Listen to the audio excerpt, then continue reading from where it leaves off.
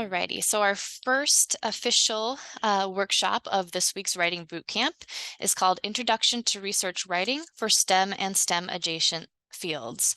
Our speaker today is Dr. Janet Dufek, Vice Provost for Faculty Affairs and a professor here at UNLV. Dr. Dufek is going to discuss strategies to help you enhance your writing, specifically related to STEM fields. That is it for me. I will go ahead and hand it over to you, Dr. Dufek. Thanks so much, Allison. I appreciate that. And welcome. Good afternoon, everyone. Happy start of the semester or week before start of the semester. What I would like to say is that I think you're doing the right thing by attending this boot camp, and I would like to acknowledge your participation here today. So, excuse me, I have kind of some sort of a little froggy throat day today.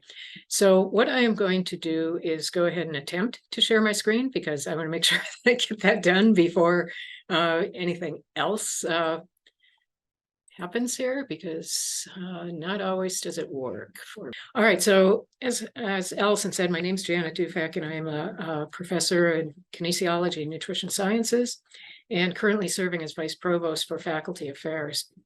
I thought about, why I'm the person that's giving this presentation, and then I stopped a moment and I looked at a little bit of experience that I do have. At this point, I've got over 150 peer-reviewed publications, 5, I think, textbook chapters, a couple of patents. And the other thing that I didn't realize was I have over 110 grants or contracts that I've gathered in my career. And grants and contracts also require technical writing, so research writing skills.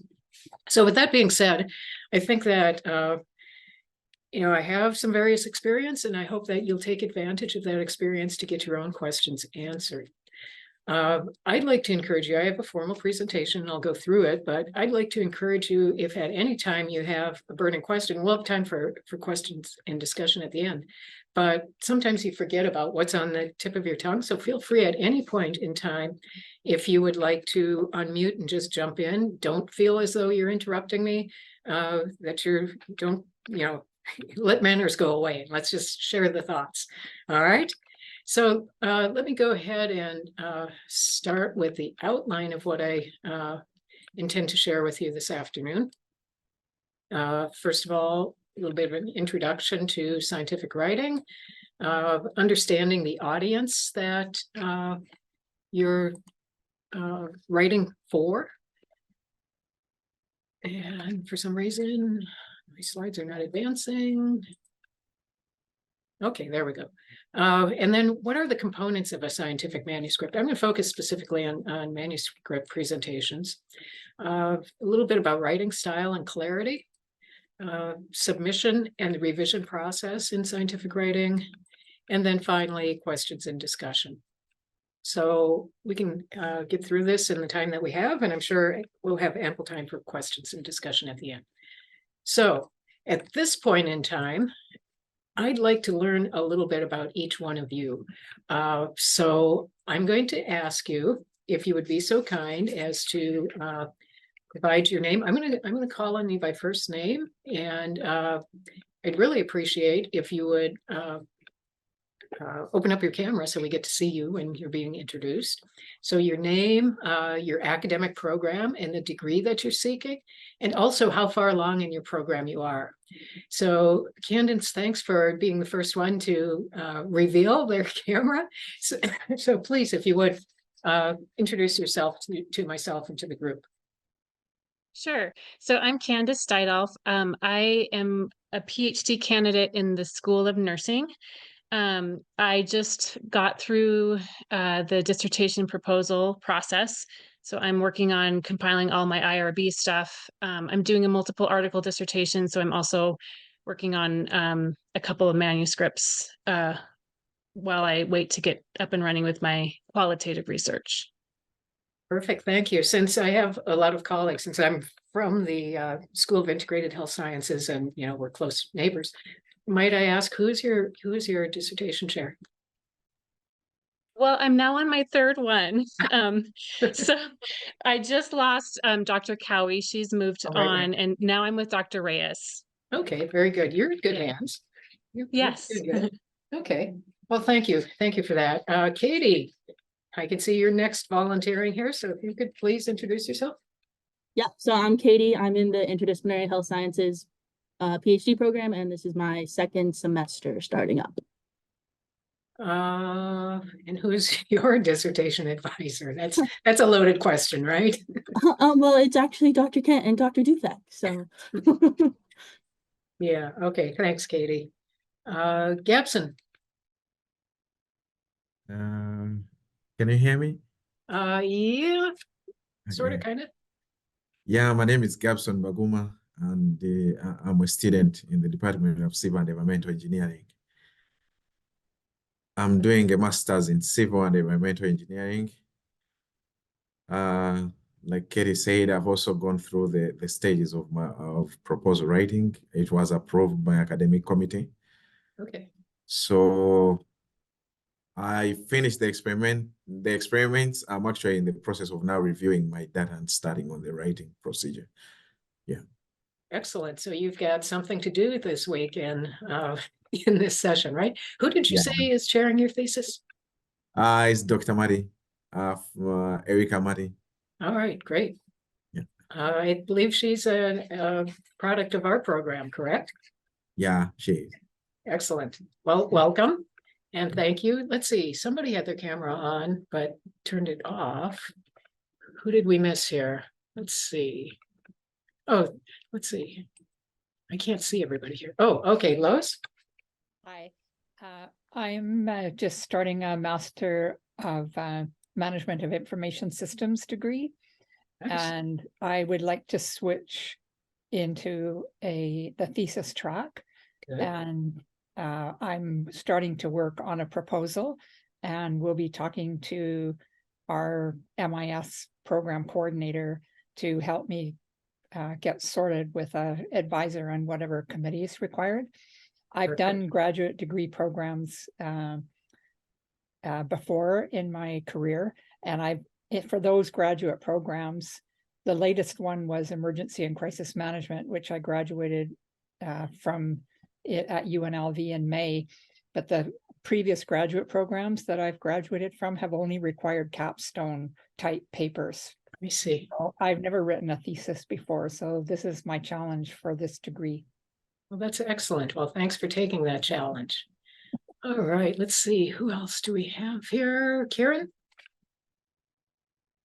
Hello, my name is Karen Tidgewell. I am in my final semester of the doctorate in public policy. So even though I'm on the humanities side of the house, I often spend a lot of my time trying to translate the hard science work into multiple audiences. So that's why I'm tuning in today.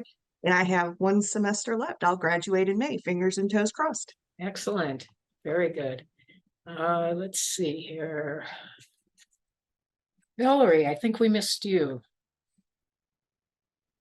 So Valerie left a note in the chat that they're having some issues with the mic and camera, but introduced as working on a PhD in curriculum and instruction, having started the program in the spring of 2022.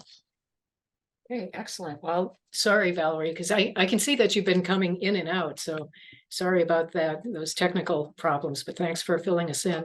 Okay, well, thanks again for coming. What I'd like to do is encourage the six of you to kind of try to share ideas with each other and to learn and challenge each other and to try to help each other. So hopefully you'll spend this week talking and getting to know each other, and you'll become Rebel buddies. So thanks for that. I've already introduced myself, so let's get into it. So one question we might ask in this introduction is, why is this whole scientific writing thing such an important skill? At the end of the day, I think Lois kind of hit on it, saying, she's had all of these degrees, but they've been capstone projects and not having the opportunity to actually write a thesis. The thesis, the dissertation, require very clear and concise communications, because what you're doing is you're actually disseminating knowledge and you're contributing to and advancing the field. And you need to be very clear in what you're saying and how you're saying it, so that your data and your mark of science is appropriately evaluated and understood. So our goals today, just they seem maybe pretty trivial, but they're not. First of all, to understand the process of the manuscript presentation and such. And others, another goal is to suggest perhaps some strategies for success. I will also indicate to you that scientific writing and the publication process requires perseverance. Some of you, especially those of you that are doc students, may have already had some of this experience in the past and understand that it's not necessarily easy, but at the end of the day, keep in mind what you're doing. You're contributing to the knowledge base in your field. Then, since I kind of gave you a little bit of information about my own experiences, I'd like to use my lived experiences to share with you what I call knowledge nuggets. So there'll be some little ideas of things that perhaps will allow you to better succeed. Okay, so as we follow our introduction, the first step in this process is to understand the audience. Who are you trying to communicate with? And what is the intent of your science? And I'll just call it that, whatever it is, your science. So much of that is hinged upon the journal or the particular medium that you're selecting to publish in or to disseminate your knowledge. So it's important that you match or map or select the journal based upon their aims and scope. So if you go to any particular journal publication, you'll notice that if you dig around enough, there will be some information about, like the editorial board and all that sort of stuff, but more so the aims and the scope of the journal and what they do tend to publish and what they're not interested in. So take some time and actually scope this out, do your homework, right? Second point here is a concern about whether you want to publish in an open access domain or not.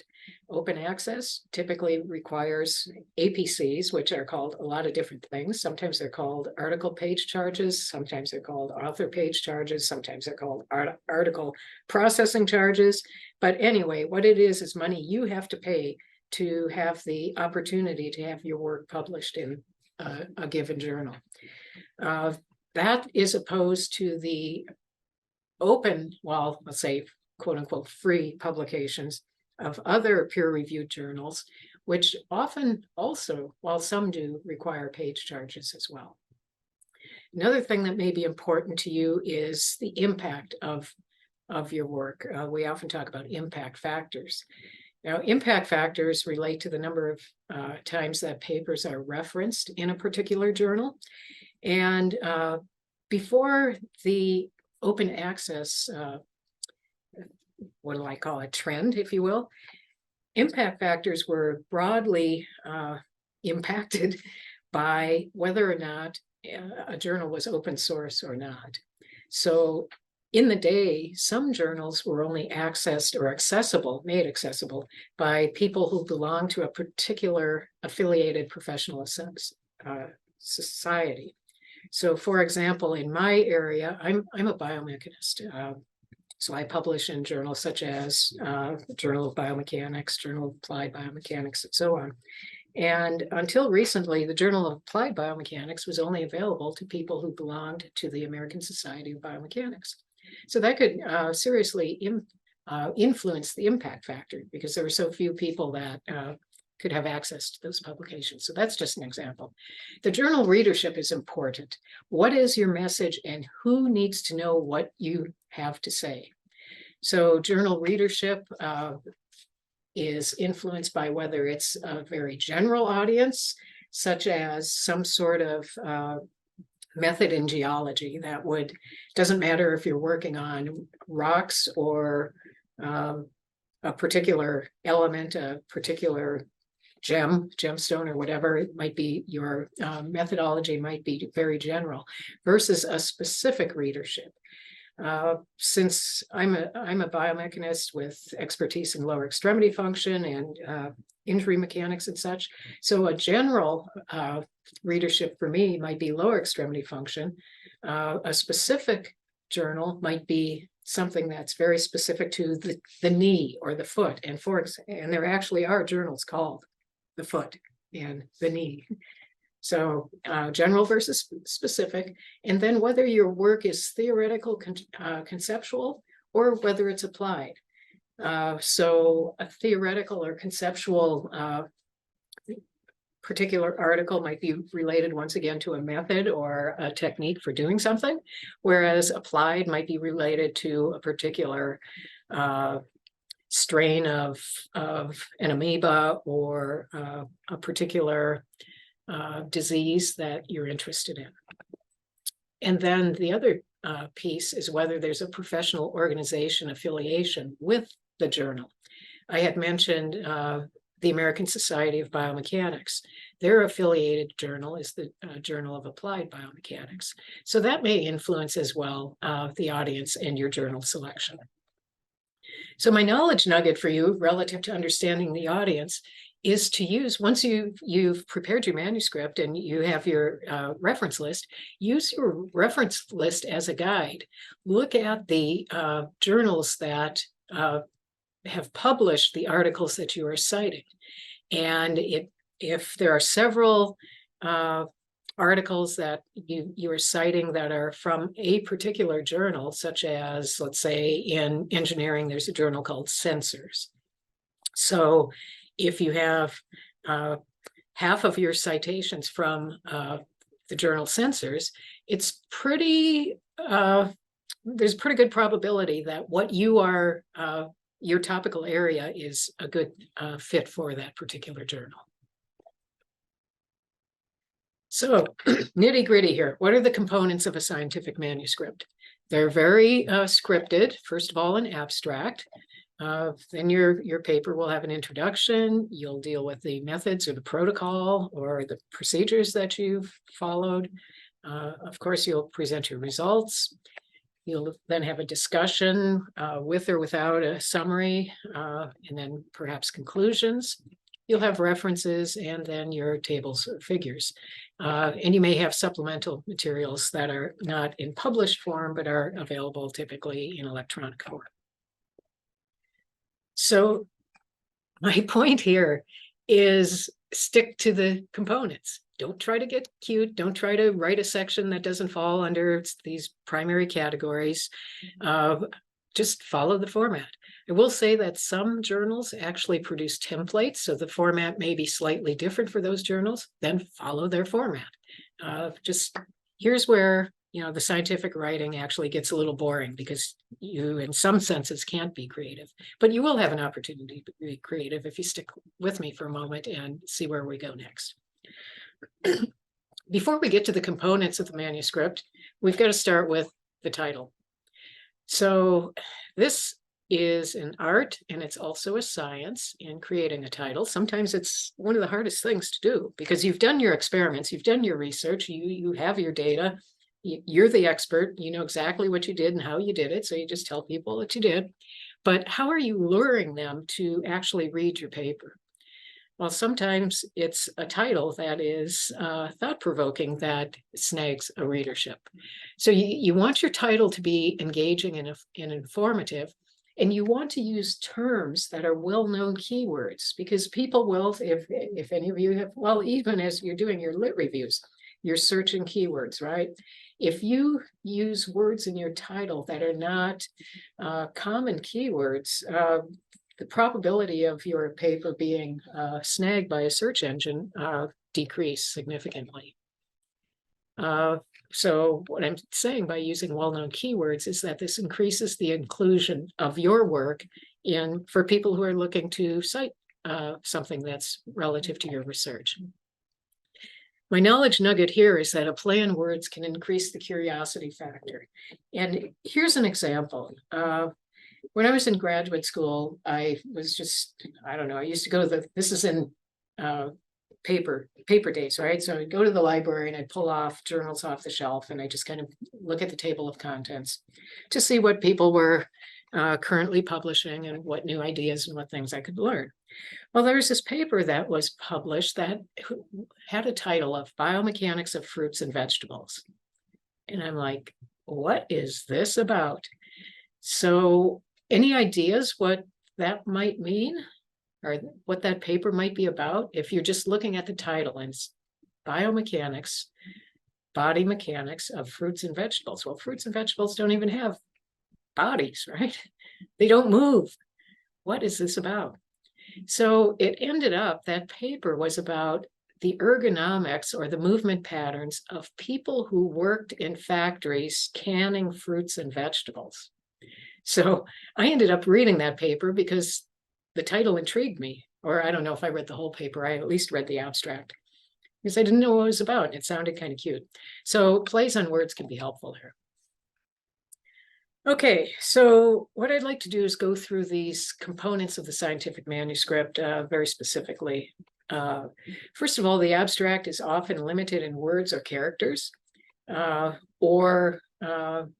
yeah, let's just leave it at that. What you need to include in your abstract is a study purpose stated very explicitly. You need to briefly overview the method so that the readers have some idea what you did, how you did it. And you need to include some results, and this means actual data. There are some journals that if you just include statistical probability values, they're going to toss your paper because that doesn't prove to the readers that you actually did an experiment. It doesn't give any insight to the data. It just gives you conceptual probabilistic outcomes. You also need to summarize the findings, and a good statement, concluding statement about the implications of your work is a solid way to wrap up your abstract. And then following the abstract, you typically conclude with searchable keywords. Now, I had commented about a title and using commonly known keywords. The keywords that you include at the end of your abstract should be unique from your title, because these are additional words that people might find your paper on. So if you use a word such as injury in your title, you might want to use something more specific, such as patellofemoral pain, as a keyword in your abstract. So just kind of keep that in mind. The one thing that I will say here relative to abstracts is I've given you kind of a layout of what needs to be included, but keep in mind some journals require specific sections. They might have a background section, a purpose section, methods, results, and others use this open block format that I've just outlined here for you. So either of those formats you may see. The introduction of your manuscript is also an art in putting this together. You actually need to keep it relatively brief.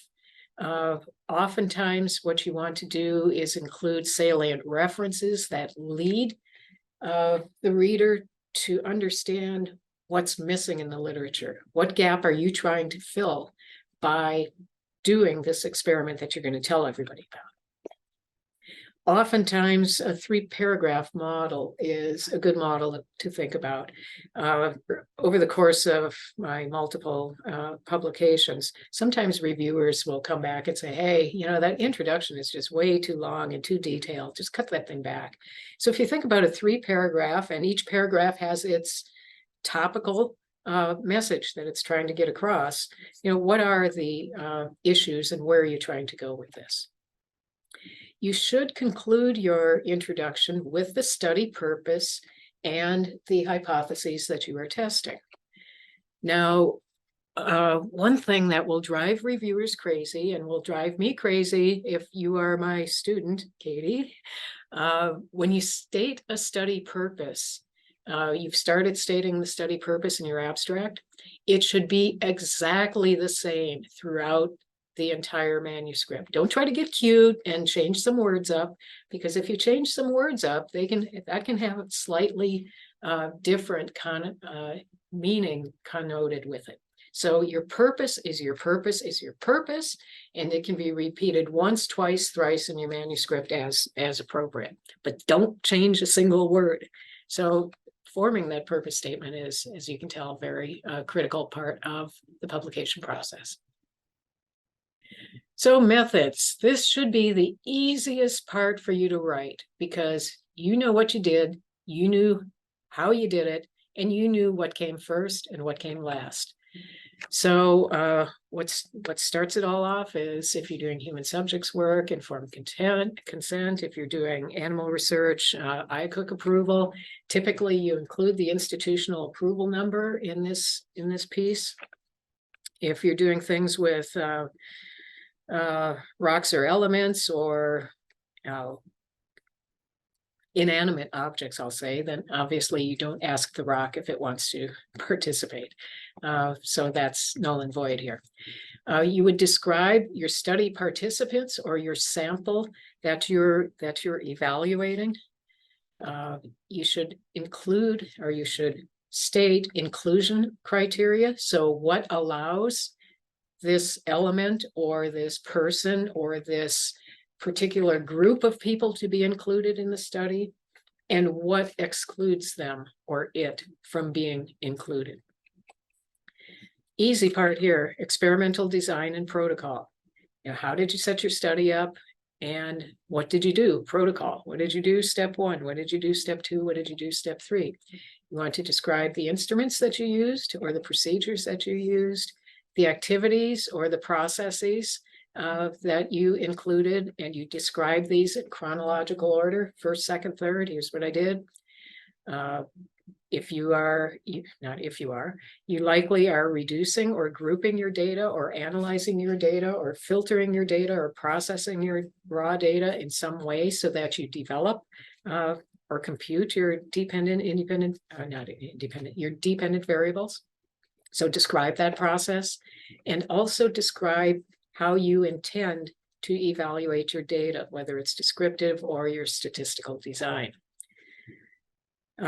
Relative to data and analysis and such, you should very clearly in your protocol, data reduction, statistical design sections, define your independent and dependent variables. Your independent variables will relate to your design and protocol, and your dependent variables are what you're measuring, what you're reporting. Okay. Next, we have the results section. So this one is where, or this section will be where you describe the process used to reduce your data to what you are presenting in the manuscript. Be sure to include every single dependent variable, because there's nothing that will drive a reader crazy than if you say you're going to compute something and then you don't tell us what the results were about this. Provide your statistical outcomes, but do not interpret the data here. All you're doing is, in essence, describing or reporting the data. You'll have time to interpret in the next section. So one of the things that my doctoral advisor taught me early on, and I still find this to be a very efficient way to create the results section, is to start with your summary tables and figures. You know, develop those, build those out. And then as you're laying those out in your manuscript, just describe the process. What's in the tables. Be careful not to repeat what's in data or figures in prose form, because that's repetitive and it's going to take precious journal space or pages that you're going to have to pay for. So that's just one hint to help you to be efficient in the results section. Now the discussion or the summary. Here's where you do become the expert and you interpret the data for the reader. Again, you know what you did. You know exactly what you did. You should know the literature very well so you understand what it is you're contributing. And importantly, you can interpret the importance of these data. Now, earlier we talked about a purpose statement and your research questions or your hypotheses. Relate the data to either your research questions or your research hypotheses. Do the data support the hypotheses that you drew? If they do, that sounds great. If they don't, you might want to suggest why your data do not support the hypotheses. In other words, why are your outcomes surprising? And of course, you want to suggest implications for what you've learned. Why is this important, and why should the reader care? Also include limitations to your study. What what limits the, if you will say, like the generalizability of the study to the entire population of the world, or to the entire type of birds that are of some particular genome or whatever. Suggest future studies to address unanswered questions. And this is a place where you can develop or continue to develop your line of research. It's okay to suggest what needs to be unanswered, and to encourage other people to do things that you're doing, because that will only embellish the knowledge base that you are critical in developing. So one thing to help you identify limitations is to step back at the end of the day and say, hey, if you were going to do this same experiment over again, what would you change?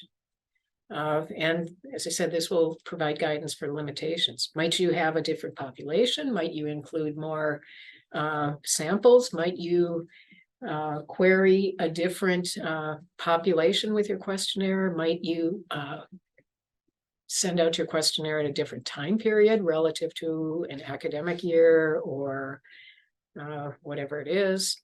And this also can lead to future investigations. Last two sections that I had pointed out earlier are references, tables and figures, supplementary material. References are the format specific to the journal, so make sure that you are following the journal's reference format, and by all means use a reference manager. UNLV has, I think, several free reference managers that are available for your use.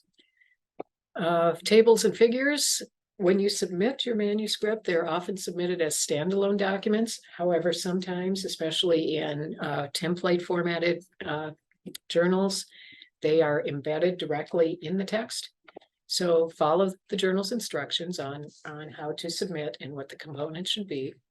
And the supplemental materials, if the journal allows any, would follow the same criteria. So one thing that drives me crazy, and you all should know as graduate students, is if you have a table, you title it at the top. Table 1, this is a table. Figures have captions below. Figure 2, this is a figure. I'm not very creative at this time of day on a Monday. So tables, titles at the top, figures, captions below the figure. Okay, writing style and clarity. Use simple and direct language. How am I doing in time here? Oh, yeah, we're good. Avoid jargon. And this is really hard to do because, you know, you're in the midst of what you're so interested in and involved with, and your grad college or grad student peers might similarly be just embedded in this text, in this idea, your advisor as well. And you might develop some slang or some terms that relate to things. Avoid that when you're writing. Use formal terminology, protocols, descriptions, etc. Active versus passive voice. The active voice, which is one where the subject performs the action, is preferred for methods and results. A passive voice is where the action is performed on the subject. So, your rock is not going to dance. You might, well, let me do something different. The individual performed the activity. The activity was imposed upon the inanimate object. So the active voice is preferred for methods and results versus the passive voice. And you should vary your sentence structure. By that, I mean, do not repeat a sentence with a new data point for each dependent variable. So you might say, dependent variable 1 improved for process 1. Dependent variable 2 did not improve for process 1, and so on and so on. So that becomes very boring and very redundant, and you can lose your audience when you do that. So try to vary your sentence structure to keep your reader engaged. I will tell you that scientific writing is not at all like writing a story that you wrote in second grade, what you did on your summer vacation or something like that. Scientific writing is an art and a skill to learn, and it takes some time to develop that skill. Once you hone that skill, scientific writing, I will say, can become very boring. I don't mean that as a negative, but there's a process, and you just repeat that process each paper that you submit, right? Okay, so now you've written this thing. What are you going to do? You have your journal and all that sort of stuff. You need to submit this thing. The format, as I said, is journal specific. Typically, you'll have, for example, a Word document that is that contains the abstract, and that's uploaded as an individual component. Your main text may be uploaded. Each table may be uploaded as an independent table. Figures are uploaded as independent figures. And then all of these are concatenated, and a PDF typically is generated by the journal software. You also need to include a cover letter with your submission. And this, there may be exact language that the journal requires, but basically what you are requesting is for consideration of your work to be reviewed for a particular journal. And you are identifying your co-authors as well. You typically include a statement that you are not simultaneously submitting this to another journal for publication consideration. So that's also another piece that's submitted. Some journals provide submission templates, as I had talked about earlier, and then you just drop all of these various components into the template where it needs to go. You should expect a confirmation from the journal that they've received your submission. If you don't, reach out, because that suggests that somewhere in the uploading process, there was a problem, a technical problem. Here's this after, for as long as I've been doing this, you think, well, I've got all these components, my abstracts here, my main texts here are all my figures, they're all in a file. All I have to do is dump them into this editorial manager, hit submit, it puts it together, and I get my confirmation. It always takes longer to submit a manuscript than you ever expect, even though everything's prepared. So if you think I've got half an hour, I'm going to get this thing submitted, 90 minutes later, there's something you're still trying to figure out or still trying to do, or something got placed out of order or whatever. So I always just plan more time than you think it's going to take you. The revision process is a fun process. Okay, so you submit in the peer-reviewed process. Your manuscript is reviewed by typically a minimum of 2 external reviewers. Some journals have single blind, some have double blind, some have totally open review processes. You may know who's reviewing your manuscript. That's not common. The reviewers may know who's submitted the manuscript. Or in some cases, the reviewers are doing a blind review where reviewers and authors are blind. So it depends upon the journal, of course. And this is an iterative process. So you submit, you can expect that you're going to get an invitation to revise, and that's better than a rejection. So that becomes an iterative process. The intent is for the reviewers to help you produce the highest quality manuscript you can. When you get too close to some of these things, sometimes you overlook critical steps, and the reviewers will point that out, because at the end of the day, your manuscript should stand alone such that someone can, to a T, replicate your experiment. Okay, so that's your guiding principle. You need to be that thorough in what you're including. Do not take reviewer comments personally. They're there to do a job. They're there to be objective, but to help, maintain the rigor of the science. And keep in mind, scientists have different philosophical positions. So they may not agree with what it is you're doing to start with. Gibson, it looks like you have a question, so go ahead, please. Hi, Dr. Dufek. This is my questions. It's about the tables and figures, because sometimes manuscripts have a limit of words and the size. Mm-hmm. And the appendix, how do we deal with that? Well, there's some tricks. You can make the table bigger. You can include more things. But this is typically the place for supplementary material. So what you would want to do is include a statement in the manuscript main body that encourages the reader to review the supplemental material. And there'll typically be a link to that in at least the online versions. So I hope that helps answer your question. Cecilia, did I get your Yes. question answered? Yes, thank you so very much. Sure. I appreciate that. Sure. Gabson? Yeah, something I wanted to ask you talked about, having results, and then they turn out to be opposite from what you expected. Uh-huh.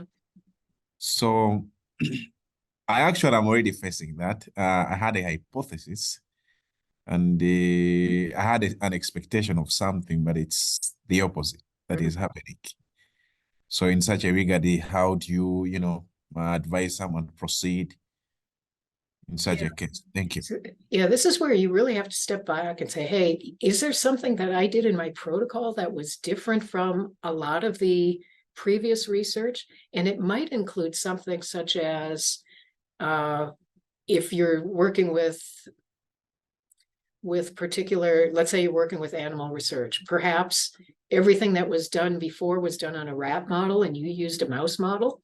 That may lead to different results. Perhaps if you're doing something with some elements that are in an ambient controlled environment and your environment did not actually replicate exactly that of previous research, or there could be different sorts of things. Let's say you're doing some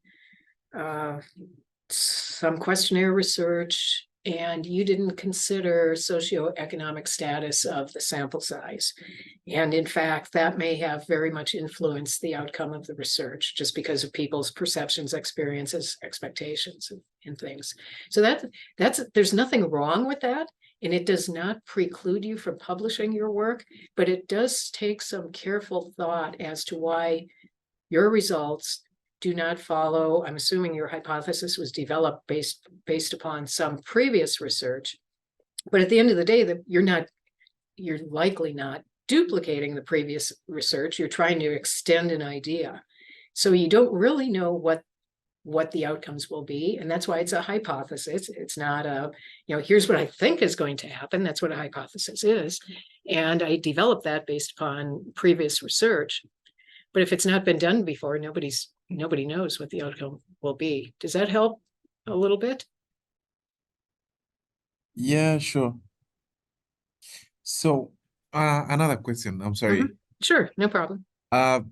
You have an objective, and you in line with what you want to achieve, and then you go down the hypothesis, and you relate it to what has been done, like the way you guide it.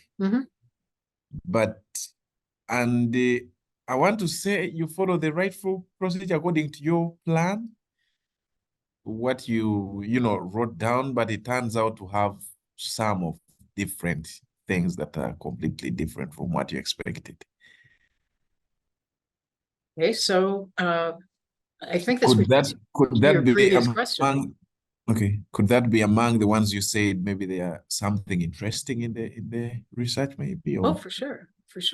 I think this relates to the question you asked previously. You followed the procedures and you expected something to respond in one way, but it didn't. Either it didn't respond or it didn't respond the way you thought it would, right? So that's knowledge. That's knowledge that's gained. Okay. And that's learning. And maybe somebody takes your work and they extend it the next step, which provides additional insight into why your results were the way they were. And that's the learning process, right? That's what we're all doing. We're all trying to learn and advance our science. Okay, let's go ahead and wrap this up here. I think I'm almost done. You should, when you're in the review process, tend to the revisions in a timely fashion. What you'll do, reviewers will have comments. You respond to each comment point by point and provide clarity or interpretation where needed. And rejection is part of the process.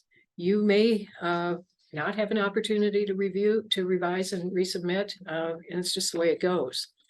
So in the revision submission process, what you want to do is decide on things that the reviewers want that you absolutely do not believe in. You do not want to change. You do not want to redo this or whatever because you don't want to. But on the other hand, keep in mind these people that are reviewing put time and effort into this. They think they're right. They think you're wrong. So if there are things that you say, well, okay, I guess I can live with that. I'll make that change. Go ahead and do that. So my last couple of words here is be humble and say, well, in essence, you're saying, yes, Mr. and Mrs. Reviewer, it's an excellent point. We appreciate that. We've modified our manuscript to reflect this idea. So that's you being humble and expressing humility, but also be strong with things that philosophically you disagree with, or you think the reviewer is wrong. You just don't agree with what they're saying. So give in when you can. So my final piece about additional random comments, some papers that you submit are not reviewed at all. You get something back that'll say it's a desk rejection or it's an administrative rejection. Serving as an editorial board member right now as a reviewer, I've done that. It's typically because it's outside the scope of the journal, or you review the manuscript and the science is so bad with such fatal flaws that you know it's not to the standard of the journal that you're representing or serving as an editor on. You should also act ethically during the publication process. Don't lie, don't cheat, don't take credit for other people's ideas, cite appropriately, etc. If your paper is rejected, even after revisions, use the input in a positive fashion. Review the comments, determine if you can address them, and submit it to another journal. But do not submit to more than one journal simultaneously. That's ethically inappropriate, okay? And this whole thing, rejection, it's part of the process. Keep in mind, each manuscript submission is a learning experience. And right now, I'm out of nuggets. So, time for questions, comments, discussion. Go ahead and feel free to unmute yourself and we can have a conversation. Let me quickly put up my last slide, which has my contact information. Feel free to reach out at any point, and I am going to go ahead and stop sharing my screen so that we can have a conversation. Yeah, can I go ahead? Please do. Yeah. Okay, Gabson again. It's quick. I want to take you back to the manual. Sorry, the journals, open access and the ones which are not open access. Okay. Would you please give me more, like a brief overview about them? What's the importance of publishing in an open journal or not an open journal, those which are limited? What's the... Yeah. Open access journals do not restrict access to anybody. You don't have to belong to a professional organization. You don't have to buy a journal.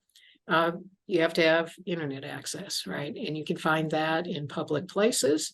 So it does not bias the readership. It's making it open to anybody that can access the internet. The concept behind open access journals as it grew, as I understand it, is that much of the research that's produced is grant funded, and grants are federal or local. So somebody's giving the author financial support to do the work. And for that, the concept of open access journals is that people shouldn't have to buy anything to be able to read the outcomes of the research that was funded by somebody else, not the author, right? So it shouldn't be restricted by, you shouldn't have to be a member of the Society of Professional Engineers in order to read a manuscript in engineering, whatever it is. So that's kind of the general idea of open access. as well, let me just preface that or quantify that as I understand it philosophically and theoretically. Thank you. Sure. Anything else, Allison, that I missed or? No, just thank you again for being here and sharing your expertise today and your time. And thanks to those from boot camp who joined. You can now, as we wrap up, head back to Remo and get working on those writing projects. And then we'll have another workshop in a little bit, and I'll send the info in Remo. So I will stay on if anyone else has more questions, but I think if you're all set, feel free to jump back, and thank you again so much. Thanks, everyone. Have a good week. Don't be afraid to type.